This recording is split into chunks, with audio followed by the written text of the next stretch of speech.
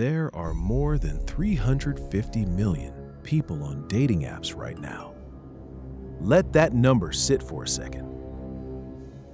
350 million.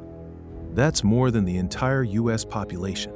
Every man, woman, child, and golden retriever swiping through strangers, hoping someone swipes back.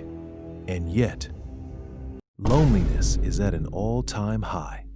The US Surgeon General called it an epidemic. Study after study keeps finding the same thing. A staggering number of Americans say they feel genuinely alone. Marriage rates are the lowest they've been since the government started tracking them. We have never had more options. We have never been more alone. I want to show you why. And more than that, I want to show you a 500-year-old Japanese answer to this exact problem. Not a dating tip, not a listicle, a completely different way of seeing what makes a person worth loving, including yourself. It starts with a broken bowl, and it ends somewhere you probably didn't expect. Here's what we've built: a system where you are judged in about 3 seconds by 2 photos and a bio that says, "Looking for my person," and lists 3 personality traits that could describe literally anyone, where someone can disappear from your life without a word, and it's so common we invented a word for it: ghosting, where a person who has been through something hard, a divorce, a layoff, a breakdown, a rough few years, gets filtered out before the first conversation because their story sounds like too much work. We call it having standards. Japan would call it throwing away the most interesting piece in the room. There gotta be genuine question. Has someone ever filtered you out before they even knew your story? Or honestly, have you done that to someone else? The more choices we have, the more afraid we become of choosing wrong. So we choose nothing and call it being selective. The story goes like this. In 15th century Japan, a shogun broke his favorite tea bowl. He sent it to China to be repaired. It came back held together with ugly metal staples. Functional, sure, but brutal. An insult to the object. He refused to accept it. So Japanese craftsmen tried something else. Instead of hiding the damage, they filled the cracks with lacquer mixed with gold dust. Real gold. And what came back wasn't a repaired bowl trying to look like it had never been broken. It was something new. Something that wore its history openly, every fracture glowing, every scar turned into light. They called it Kintsugi. Golden joinery, the art of repair. The philosophy behind it is simple and quietly radical. A broken thing is not a lesser thing. The breaking is part of the story, and the story is what gives it value. The Japanese have a concept called wabi-sabi, finding beauty in imperfection, in transience, in things that show their age. A weathered wooden gate, a tea bowl with a chip, a face with lines, nothing perfect, nothing pretending to be. And alongside it, mono no aware, a bittersweet awareness that things don't last, that the cherry blossom is beautiful precisely because it falls, that what makes something matter is exactly the fact that it won't last. Put these together, and you see it. For centuries, Japanese aesthetics have been asking the same question. What if damage isn't something to hide? Kintsugi isn't an accident of craft. It's the logical conclusion of an entire way of seeing. The crack is not the flaw. The crack is the biography. We were not always like this. Your grandparents repaired things. A cracked dish got glued. A worn jacket got patched. A marriage that hit a rough year got worked on because the alternative was unthinkable, and also because the nearest exit was 3 towns over and required a car. And also, then came abundance. Then came options. Then came the smartphone and the promise that whatever you have right now, There is always something newer, shinier, and less complicated one scroll away.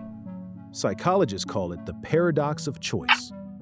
The more options we have, the less satisfied we feel with any one of them, because our brain keeps whispering that we might be missing something better. Dating apps weaponized this.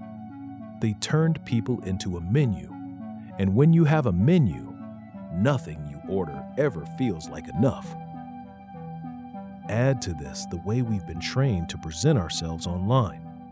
Everyone's highlight reel, everyone's best angle, best trip, best version. The algorithm rewards perfection and buries mess. So we learn, slowly, without noticing, that mess is disqualifying. There's a whole performance happening online, posting about therapy, talking about boundaries, sharing the journaling habit, not because the work has actually been done, but because the aesthetic of having done it gets more matches than the reality of it. We don't want healed. We want the aesthetic of healed. If you've ever caught yourself performing okay when you weren't, even just a little, this video is for you. You already know which part I'm talking about. And if that's what we're performing, it's also what we're looking for. A person who has been through things is a person to be suspicious of. The divorced one, what did they do? The one who left a career, couldn't hack it? The one who's been to therapy, how broken are we talking? We scan for damage like we're buying a used car, and anything with visible wear, we pass. We don't want a person with a history. We want a person with an aesthetic. Here's what it would look like to love differently. Not to lower your standards, not to settle, not to put up with someone who's actively destructive because, hey, everyone has wounds, but to change the question you're asking. Instead of, do they have cracks? Because everyone does. The ones pretending otherwise are the ones you should worry about. Ask instead, what did they do with the cracks? Did they fill them with gold, or did they paper over them and hand you the bill?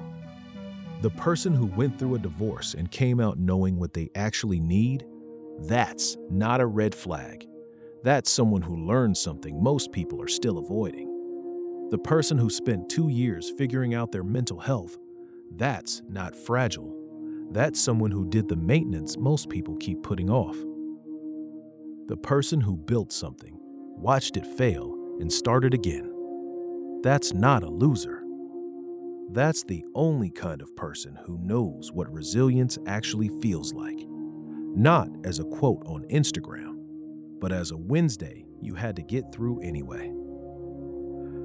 The craftsman doesn't look at a broken bowl and see a problem, just the next version of it. The question is never whether it broke. Everything breaks, but what gets poured into the fracture? Stop looking for someone unbroken. Start looking for someone who knows what to do with the pieces. Here's the part nobody wants to say out loud. The reason we're so quick to swipe left on damage in other people is because we can't face our own. We ghost because we're afraid of being seen. We filter because we're terrified of being compared and found lacking. We keep moving through profiles because if we stay still long enough, someone might actually look at us, really look, and find the cracks we've been hiding. The roughest years, the years we don't put on the dating profile, the decisions we're not proud of, the versions of ourselves that didn't hold together the way we hoped. Most of us have spent years becoming very good at filling those cracks with something that looks fine from a distance. A busy schedule, a curated feed, a personality that's charming but surfaces just enough to seem open. We are all, in some way, a bowl trying to pass as unbroken. You want someone to see the gold. You're still hiding the crack. Their kintsugi doesn't start with finding the right person. It starts with being willing to be the bowl, to stop pretending the cracks aren't there, To stop presenting a version of yourself that's never been broken, because that version isn't real, and it doesn't actually connect with anyone. It just gets admired from a safe distance. The practice isn't a dating strategy. It's older than that. It's the decision to look at your own history, the failures, the losses, the years that humbled you, and see them not as disqualifications, but as the most honest thing about you.